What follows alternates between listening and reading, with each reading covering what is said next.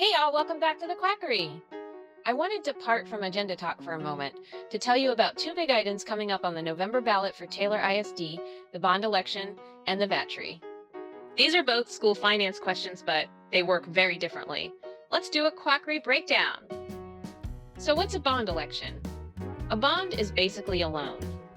The school district asks voters for permission to borrow money by selling bonds and then pays it back over time with property taxes. This November, Taylor ISD is asking voters to approve up to $147 million in bonds. That money would go toward safety and security upgrades across all campuses. A new multi-purpose facility that could host band, theater, choir, dance, assemblies, community events, and teacher training. Buying land for future schools, renovations and expansions to existing facilities, and buying buses and vehicles.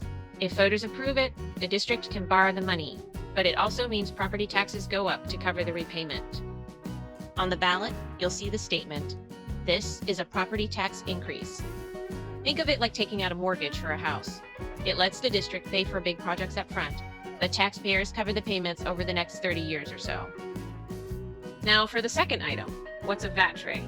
The VATRE, that stands for Voter Approved Tax Rate Election. This one is not about borrowing money, it's about whether voters will allow the district to keep the property tax rate it already adopted for this year. That rate is $1.0638 per $100 of taxable property value. Because it brings in more money than last year, state law says voters have to approve it. The increase is about 2.65% more revenue, which comes out to roughly $545,000 extra dollars for the district. So what's that money for? Unlike the bond, which goes to construction and facilities, VATRE funds cover day-to-day operating costs, things like teacher salaries, classroom supplies, and keeping the lights on. On the ballot, this one will also be labeled, "This is a tax increase." In short, VATRE is about giving the district enough breathing room in its yearly budget to maintain staff and programs without cutting corners.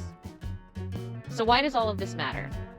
These two measures are connected, but they're not the same. The bond election is about long-term projects and buildings. The VATRE is about short-term, everyday operations.